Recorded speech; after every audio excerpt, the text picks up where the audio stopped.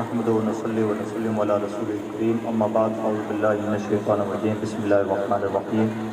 سبحانك لا علم لنا الا ما علمتنا انك انت العليم الحكيم قال الله تبارك وتعالى في كتابه المجيد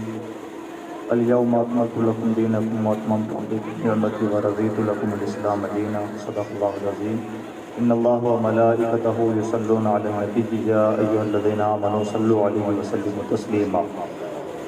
اللهم صل على سيدنا مولانا محمد عدد ما في علم الله صلاة دائمة بدوام الملك الحي القيوم صلی اللہ علیہ وسلم۔ مکرم بزرگوں اور دوستو، ہم ایک مدرسے کے اجلاس میں بیٹھے ہوئے ہیں اور جہاں ابھی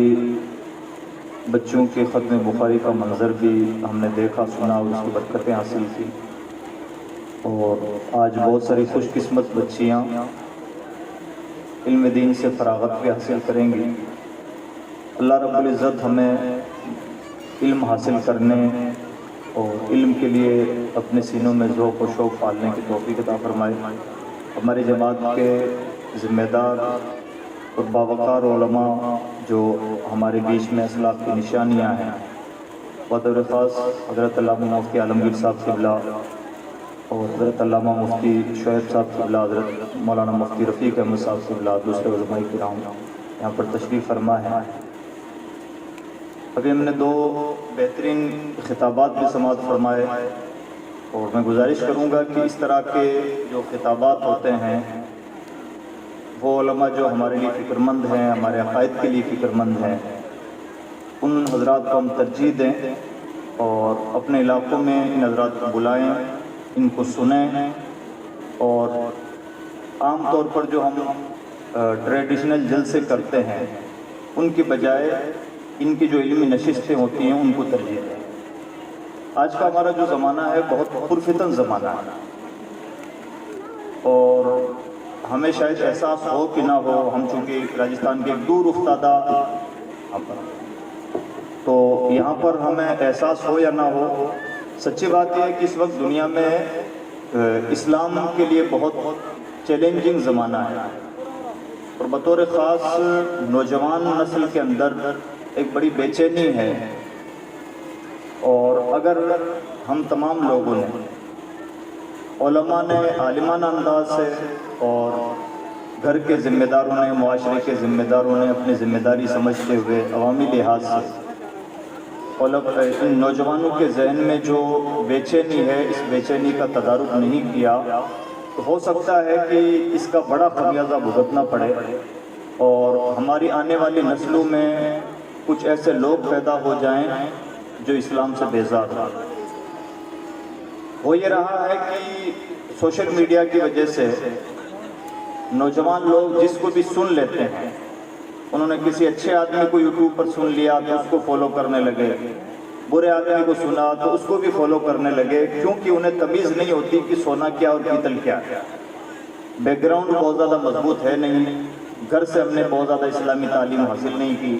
مدرسوں سے بہت زیادہ تعلق نہیں رہا، علماء سے بھی کوئی بہت زیادہ گہرا تعلق نہیں رہا، تو اچھے اور برے میں فرق نہیں کر پاتے، اور نتیجہ یہ ہوتا ہے کہ ہمیں لگتا ہے کہ بولنے والا بہت جوشیلے انداز میں بول رہا ہے یا ایموشنل انداز میں بول رہا ہے، تو ہم کہیں نہ کہیں بلیک میلنگ کا شکار ہو جاتے ہیں۔ اور بطور خاص آج کے دور میں ہمارے زمانے میں ایک بہت بڑا چیلنج یہ ہے کہ الحاد بڑی تیزی کے ساتھ بڑھ رہا ہے، جس کو ہندی میں ناستکتا بولا جاتا ہے اور انگریزی میں اسے ایتھیزم بولتے ہیں۔ یعنی ایک بڑی نسل دنیا میں، خاص طور پر یورپین کنٹریز میں بڑی تعداد ایسے لوگوں کی تھی جو کسی بھی مذہب کو فالو نہیں کرتے تھے، کسی بھی مذہب کو نہیں مانتے، اور وہ لوگ مذہب کو نشہ کہتے تھے، مذہب کو افیم کہتے تھے۔ آج بھی کچھ جگہوں پر ایسی حکومتیں ہیں جن حکومتوں کا یہ ماننا ہے کہ مذہب ایک نشہ ہے، اور نوجوانوں کو مذہب بیزار بنایا جاتا ہے، کسی بھی مذہب کو فالو نہیں کیا جائے گا۔ ہمارا ملک ذرا الگ تھا، ہمارا ملک ایک آستھک ملک ہے جو کسی نہ کسی پر آستھا رکھتا ہے۔ ہم ایز اے مسلم اسلام کو فالو کرتے ہیں، کوئی ہندو مذہب کو فالو کرتا ہے، کوئی جین ہے، کوئی بودھ ہے، کوئی سکھ ہے، عیسائی ہے، اور اسی طرح سے زوراسٹر ہیں، الگ الگ لوگ تھے، لیکن عام طور پر انڈیا میں بڑی تعداد ان لوگوں کی ہے جو کسی نہ کسی مذہب کو فالو کرتے ہیں، اور ہمارے ملک کا جو نیچر ہے وہ آستھک ہے، یعنی کسی نہ کسی کو ماننا ہے، کسی کو نہ مانے یہ ہمارے ملک کا نیچر نہیں، یہ ہمارے ملک کی ایک عام ہوا نہیں۔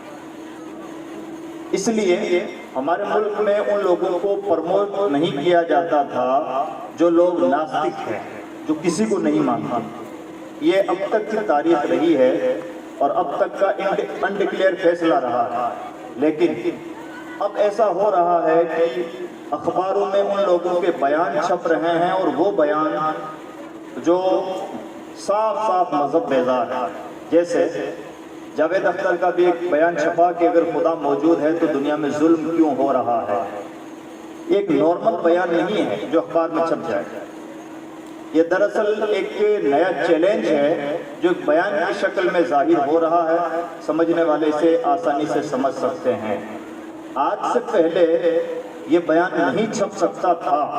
اور اب چھپ رہا ہے۔ ایسا نہیں ہے کہ کسی آدمی نے پہلی بار یہ فکر اپنے ذہن میں پالی ہے، یہ فکر بہت پرانی ہے، لیکن پہلے اس فکر کو میدان نہیں دیا جاتا تھا، پلیٹ فارم نہیں دیا جاتا تھا، لیکن اب اس فکر کو پلیٹ فارم دیا جا رہا ہے، الیکٹرونک پلیٹ فارم بھی دیا جا رہا ہے، اور سوشل میڈیا کا پلیٹ فارم اپنے آپ میں بہت وسیع پلیٹ فارم ہے، باقاعدہ ایسے لوگوں کی ڈیبیٹ کروائی جاتی ہے۔ گزشتہ زمانے میں ہمارے ملک میں ایک آدمی نے بہت شوشے چھوڑے، پاکستان کا ایک بھگوڑا تھا، کینیڈا میں اس نے پناہ لے رکھی ہے، انڈیا میں اس کو ایز اے گیسٹ بلایا گیا،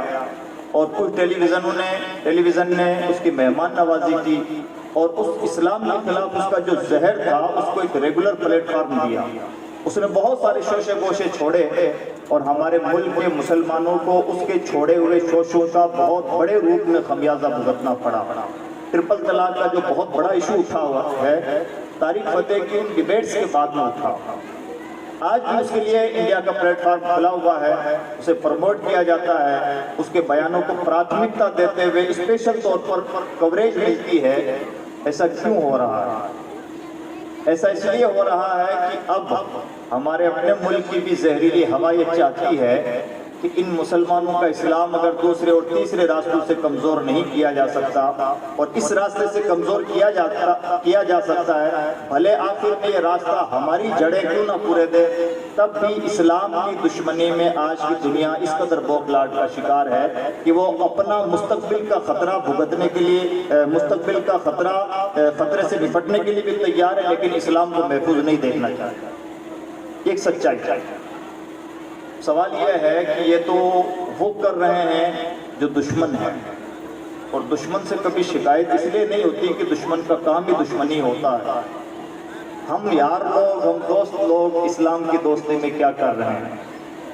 اور ہماری اپنی ذمہ داریاں کیا ہیں، ہمارے اپنے بچے ان باتوں کا شکار نہ ہو پائیں، اس کے لیے ہم نے کیا تیاری کی۔ آج میں صبح جب یہاں پر بس سے آ رہا تھا، میرے پاس ایک جگہ سے فون آیا، آپ کے سورت گڑھ سے، اور بتایا گیا کہ ایک شخص ہے جس نے پہلے خان صاحب تھے، اور اب انہوں نے اپنا نام چینج کیا، اور اس نام کے آگے خان کی جگہ پرساد جوڑا، A to Z، میں نام نہیں لینا چاہتا، فلاں پرساد، یعنی انہوں نے اپنا مذہب چینج کیا۔ اور اس کے بعد یہ ہفتے 10 دن کی کہانی، اب اس کے بعد ان کا مطالبہ ہے، وہ لیٹر ہیڈ کے تھرو اس بات کو بڑی تیزی کے ساتھ پھیلا رہے ہیں کہ ہم مسلمانوں کا مطالبہ ہے، جبکہ سچی بات یہ ہے کہ اسلام چھوڑ کے جا چکے ہیں، تو اب انہیں یہ بھی حق نہیں پہنچتا کہ وہ یہ کہیں کہ ہم مسلمانوں کا مطالبہ ہے، لیکن وہ کسی کا اعلی کار بن کے یہ کہہ رہے ہیں کہ ہم مسلمانوں کا مطالبہ ہے کہ ایسا ہونا چاہیے، ہماری بہو بیٹیوں کو پردے سے نجات دلائی جانی چاہیے، ہم اپنی گورنمنٹ سے اس بات کا مطالبہ کرتے ہیں۔ آپ کو لگتا ہے یہ ایکسیڈنٹ ہے؟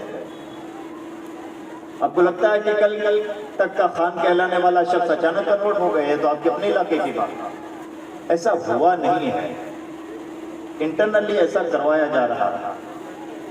اور ابھی 25 تاریخ کی بات ہے، میں باڑ میر میں موجود تھا، حضرت مفتی شعیب صاحب قبلہ وہیں سے ہوتے ہیں،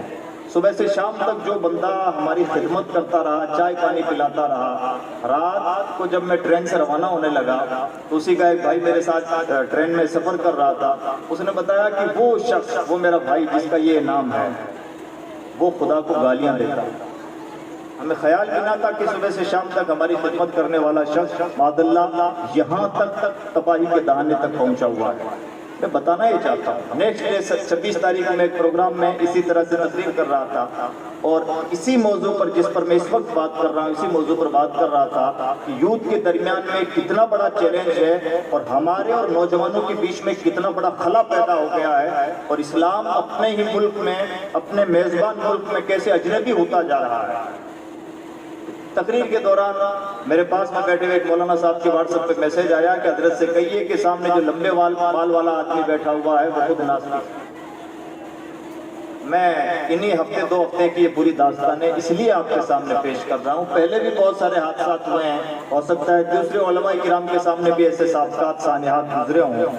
بتانا یہ ہے کہ اس وقت کا ایک بہت بڑا چیلنج ہے اسلام سے دور ہونا، اسلام کے خلاف اعتراض کرنا، پیغمبر اسلام کی شان میں بھونکنا، اسلامیات کو ہلکا بنا کے پیش کرنا۔ اس کی ہماری اور آپ کی تیاری کیا ہے؟ اس چیلنج سے نپٹنے کے لیے ہم نے کیا کیا؟ جب ہم نے اپنے بچوں کو مضبوط اسلامی تعلیم نہیں دی اور ان کے سامنے کوئی یہ آ کے کہہ دیتا ہے میں نہیں مانتا خدا کوئی ہے، سائنس سے پروف کیجئے کہ خدا موجود ہے، کیا ہم اس لائق ہیں، کیپیبل ہیں؟ نہ ہم نے اپنے بچے کو اسلامی نقطہ نظر سے اتنا مضبوط کیا کہ وہ خدا تعالیٰ کے وجود پر ویسا ایمان رکھے جیسا ایمان رکھنا چاہیے، اور نہ ہم نے اسے دنیاوی تعلیم اتنی دی کہ ہم اپنے ہی بچے کو اس بات سے مطمئن کر سکیں کہ خدا موجود ہے۔ سائنٹیفک اینگل سے اس کا جواب ہے۔ عزیز دوستو، ہمیں لگ رہا ہوگا کہ دور کی کوڑی ہے، سچی بات یہ ہے کہ سوشل میڈیا کے فتنے نے ہمیں اپنے گھر سے اتنا دور کر دیا ہے کہ ایک باپ اور بیٹے کے درمیان میں کئی ملکوں کا فاصلہ ہے۔ ایک زمانہ تھا جب لوگ سرحدوں کے اعتبار سے دور ہوتے تھے تو آپس میں ملتے نہیں تھے، تو جتنی دوری 2 ملکوں میں بیٹھے ہوئے انسانوں کے بیچ میں ہوتی ہے، کبھی کبھار ایک کمرے میں سونے والے باپ اور بیٹے کے درمیان میں بھی کمیونیکیشن کا اتنا بڑا گیپ ہو جا رہا ہے سوشل میڈیا کی وجہ سے۔ اب ان تمام حالات سے نپٹنے کے لیے ہماری ذمہ داریاں بہت زیادہ بڑھ جاتی ہیں۔ ہماری پہلی ذمہ، کوئی تقریر نہیں، تھوڑا سا درد رو رہا ہوں، پہلی ذمہ داری یہ ہے نوجوان دوستو، اللہ نہ کرے اگر آپ تک کوئی اس طرح کی بات پہنچتی ہے، کوئی اس طرح کی زہریلی باتیں پہنچتی ہیں، تو ایسا نہیں ہے کہ آپ نے گوگل سرچ کر لیا، آپ نے یوٹیوب پہ دیکھ لیا، آپ نے کسی ویب سائٹ سے کوئی مضمون پڑھ لیا اور آپ نے یہ مانتے چلے کہ جو کچھ بھی یہاں پر پروسا جا رہا ہے سب اوتھنٹک ہے۔ اس دنیا میں بہت مغالطے بازی ہوتی ہے، اس دنیا میں بہت کچھ سچ کو جھوٹ اور جھوٹ کو سچ کر کے دکھایا جاتا ہے۔ یہ ہماری اور آپ کی ذمہ داری بنتی ہے کہ ہم سچ کو سچ کا آئینے میں دیکھیں اور جھوٹ کو اس کے معیاروں پر پرکھیں، اور یہ کام چونکہ ہم اس لیے نہیں کر پائیں گے کہ ہمارا بیک گراؤنڈ ایسا نہیں رہا، تو اس کے لیے ہماری ذمہ داری بنتی ہے کہ جب بھی ہمارے سامنے کوئی ایسا اعتراض آئے سب سے پہلے علماء کی بارگاہ میں حاضری دیں اور علماء سے پوچھیں کہ حضرت ہمارے سامنے یہ سوال آیا ہے اور اس سوال کے بارے میں آپ کیا کہتے ہیں، ہم اس میں اطمینان چاہتے ہیں۔ یعنی ہماری پہلی ذمہ داری بنتی ہے کہ جو بھی بات ہم تک پہنچ جائے تو اس کو آخری بات نہ مانیں، علماء سے اس کی تصدیق ضرور چاہیں، تسلی ضرور چاہیں، 2-4 علماء سے پوچھیں، باصلاحیت تو علماء سے رابطہ کریں، اور ایسا نہیں ہے کہ ہمارے گاؤں کے امام صاحب ہمیں بتا نہیں سکے تو ہم یہ مان لیں کہ جو غلط بات اسلام کے تعلق سے پیش کی جا رہی ہے وہ ٹھیک ہے اور اسلام کمزور ہے۔ ہمارے امام کمزور ہو سکتے ہیں، ہم کمزور ہو سکتے ہیں، ہمارے علماء کمزور ہو سکتے ہیں، ہمارے ماں باپ کمزور ہو سکتے ہیں، الحمدللہ ہمارا مذہب کمزور نہیں ہے۔ ایک آدمی کا علم کم ہو سکتا ہے لیکن مذہب اسلام اللہ رب العزت کی طرف سے اللہ کے بندوں کے لیے طے کردہ مذہب ہے، اس مذہب میں الحمدللہ کوئی کمزوری نہیں ہے۔ تو اس لیے ہماری پہلی ذمہ داری تو یہ بنتی ہے کہ جب بھی اسلام کے تعلق سے کوئی غلط فہمی ہم تک پہنچے تو علماء سے رابطہ کریں۔ نمبر 2، اگر ہم اسلام کے تعلق سے کچھ پڑھنا چاہتے ہیں تو اس بارے میں بھی علماء سے رائے لیں کہ ہمیں اوتھنٹک ذرائع بتائے جائیں، اوتھنٹک سورسز بتائے جائیں کہ ہمیں کن چیزوں کا مطالعہ کرنا چاہیے، کن لوگوں کو سننا چاہیے، کون سی ویب سائٹ وزٹ کرنی چاہیے اور کن کو نہیں وزٹ کرنا چاہیے۔ نمبر 3، علماء کی اور خواص کی یہ ہم سب کی ذمہ داری بنتی ہے کہ جب بھی ہمارے سامنے اس طرح کا کوئی گنجلک اعتراض آئے یا نئے زمانے کے نئے اعتراضات آئیں تو لاہور پڑھنے سے بھی بہت زیادہ ہم اس بات پر توجہ کریں کہ اس کی نفسیات میں کیا کچھ چل رہا ہے، سائیکولوجیکل طور پر، اور ہو سکے تو سائنٹیفک اور لوجیکل ویو میں اس کا جواب دینے کی کوشش کریں۔ یہ ہم سب کی ذمہ داری بنتی ہے۔ ماں باپ کی بہت بڑی ذمہ داری بنتی ہے کہ اولاد کو ایسی سوسائٹی سے بچائیں، اور اپنے اس لیے کہ ایکس مسلم انڈیا میں اتنے زیادہ وائرس بن چکے ہیں اور اتنے زیادہ ٹھیک ہو چکے ہیں کہ وہ ریگولر لگے ہوئے ہیں نوجوانوں کو مس گائیڈ کرنے کے بارے میں، مسلسل اسلام کے تعلق سے بلیک میل کرنے میں، اور بطور خاص ہماری وہ مائیں بہنیں جن کو طلاق ہو جاتی ہے ہمیشہ ایکس مسلم کا ہتھکنڈا بنتی ہیں۔ وہ ان نوجوان ان عورتوں کو، ان دوشیزاؤں کو بہت زیادہ بہکانے کی کوشش کرتے ہیں۔ وہ نوجوان جو اپنے معاشرے سے چڑے ہوئے ہیں یا جن کے ساتھ کوئی حادثہ گزر چکا ہوتا ہے، یعنی ایسے مظلوم اور پیڑت لوگوں کو زیادہ سوچ ٹارگٹ بناتے ہیں۔ ایسے میں ہماری بھی ذمہ داری بنتی ہے کہ ہم بھی اپنے ذہن کا لیول چینج کریں، اور اس زمانے میں جس طرح سے لوگ اسلام بیزاری کا ماحول بنا رہے ہیں، ہماری ذمہ داری بنتی ہے کہ ہم اسلام دوستی کا ماحول بنائیں۔ نوجوانوں کے سوالوں کا اجتماعی طور پر، انفرادی سطح پر جیسے بھی جواب دے سکتے ہیں جواب دینے کی کوشش کریں۔ اور ایک اہم ترین ذمہ داری جو ہم سب کی بنتی ہے وہ یہ ہے کہ ہم ایسے ادارے ڈیولپ کریں کہ جن اداروں میں ایک ہی چھت کے نیچے دونوں تعلیموں کا مکمل انتظام ہو۔ ابھی حضرت سید قمر الدین شاہ صاحب نے مجھے بتایا کہ اسی ادارے میں انشاءاللہ نیکسٹ سیشن جو ہو رہا ہے اپریل سے شروع ہو رہا ہے، اس میں اس مدرسے میں انشاءاللہ اسکول کا بھی 8ویں تک انتظام ہو رہا ہے۔ ہم سب کی ذمہ داری بنتی ہے، دیکھیے کیڑے نہ نکال، مدرسوں میں یہ نہیں ہو رہا ہے اور یہ ہونا چاہیے۔ یہ ہواؤں میں مشورے پھینکنے والا رواج ہم چھوڑیں، ہم اپنی بساط کے مطابق کس مدرسے میں کیا اچھائی لا سکتے ہیں اور کس اسکول کو کس طرح سے بہتر بنا سکتے ہیں، یہ ہم سب کی مشترکہ ذمہ داری بنتی ہے۔ ہم اپنے بیچ میں نئی خانہ جنگیاں شروع کریں اور آپس میں ایک دوسرے کو کوستے رہیں، الجھتے رہیں، عقل مندی اس زمانے کی ہم سے اس بات کا تقاضا نہیں کرتی ہے۔ اس زمانے کا شدید تقاضا یہ ہے کہ ہم اپنے بل بوتے پر اپنی کوششوں سے اور اپنی حکمت عملی سے، اپنی دانشوری سے، اپنی دردمندی سے ملت اسلامیہ کے مستقبل کو نظر میں رکھتے ہوئے کیا بہتری لا سکتے ہیں وہ بہتری لانے کی کوشش کریں۔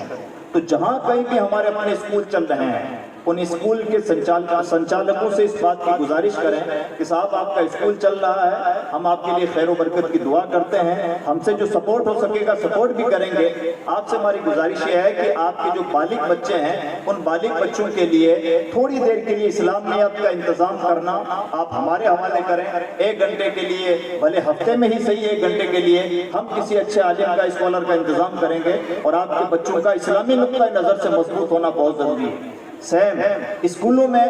مدرسوں میں ہم یہ انتظام کریں کہ مدرسوں کے سیلیبس کو جامع سے جامع بنانے کی کوشش کریں اور ان مدرسوں کو جتنا اپ گریڈ کر سکتے ہیں کریں۔ اور جہاں بھی اس طرح کا اچھا نظام چل رہا ہے، آپ کے علاقے میں بہت سارے مدرسے ہیں لیکن سچی بات یہ ہے کہ بہت سارے مدرسوں میں بہت ساری کمزوریاں بھی ہیں، ویسے ہی کمزوریاں جیسے اسکول میں کمزوریاں ہیں۔ خوشی کی بات یہ ہے کہ یہ ادارہ الحمدللہ بہت حد تک غنیمت ادارہ ہے۔ اس طرح کے ادارے جہاں کہیں بھی چل رہے ہیں ان کو بہتر بنائیں، اور جو بہتر نہیں چل رہے ہیں وہ بھی ہمارے اپنے ادارے ہیں، ان کو بہتر بنانے کی، ان کو کرٹیسائز کرنے سے بھی زیادہ ان کو بہتر بنانے کی ہم سب کو جد و جہد کرنی چاہیے۔ میں امید کرتا ہوں کہ انشاءاللہ ایسا کریں گے۔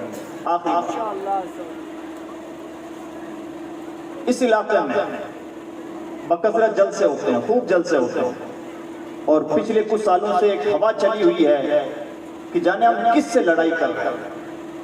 ہم جس کو چاہتے ہیں گستاخ اہل بیت کے ڈالتے ہیں، جس کو چاہتے ہیں صحابہ کا گستاخ کے ڈالتے ہیں۔ اسٹیجوں سے ایسے ایسے لوگ الگ الگ قسم کی ہوائیں، زہریلی باتیں کر رہے ہیں جس کا ڈائریکٹ نقصان ہمارے سماج کو پہنچ رہا ہے۔ ہماری اور آپ کی ذمہ داری بنتی ہے کہ اپنے اسٹیج پر ویسے علماء کو بلائیں جس طرح کے علماء کا آج آپ نے انتظام کیا ہے۔ ابھی جس طرح کی تقریر آپ نے سنی، اور الحمدللہ کوئی ضروری نہیں ہے کہ باہر سے آ کر ہی کوئی بہتر تقریریں کریں، اگر آپ کے آس پاس میں باصلاحیت علماء ہیں، دردمند علماء ہیں، یا کوئی بھی اچھا عالم ہے تو اس اچھے عالم کو ترجیح دیں، صرف جوش و خروش کو کبھی بھی ترجیح نہ دیں۔ الحمدللہ ہم اہل سنت ایک ایک اہل بیت کے، جو بھی اہل بیت میں سے ہے، جو بھی اولاد رسول ہے، اس کی دھول ہمارے سروں کا تاج ہے، اور اسی طرح سے جو بھی صحابی رسول ہے اس کا نام لینے سے پہلے بھی ہم پر ہیبت طاری ہونی چاہیے. جو بھی عالم دین ہے، عالم بعمل ہے، وہ ہمارے سر کا تاج ہے. ہم سب کو یہی نسبتیں جو ہمارے بزرگوں نے عطا فرمائی ہیں، انہی نسبتوں سے ہماری بقا ہے اور انہی نسبتوں کو ہمیں باقی رکھ کے چلنا ہے. اگر ہم آپ سے خانہ جنگی میں الجھے تو اس کا خمیازہ ہمیں بہت خطرناک شکل میں بھگتنا پڑے گا. میں امید کرتا ہوں کہ کہنے سننے سے زیادہ انشاءاللہ ہم عمل کرنے کی کوشش کریں گے، دانشوری کا مظاہرہ کریں گے، اور میں نے جو چند گزارشیں کی ہیں ان کو قبول کریں گے اور ان کو پریکٹیکل شکل دینے کی کوشش کریں گے. اللہ کہنے سننے سے زیادہ عمل کی توفیق عطا فرمائے. لا الہ الا اللہ محمد رسول اللہ. السلام علیکم ورحمۃ اللہ وبرکاتہ.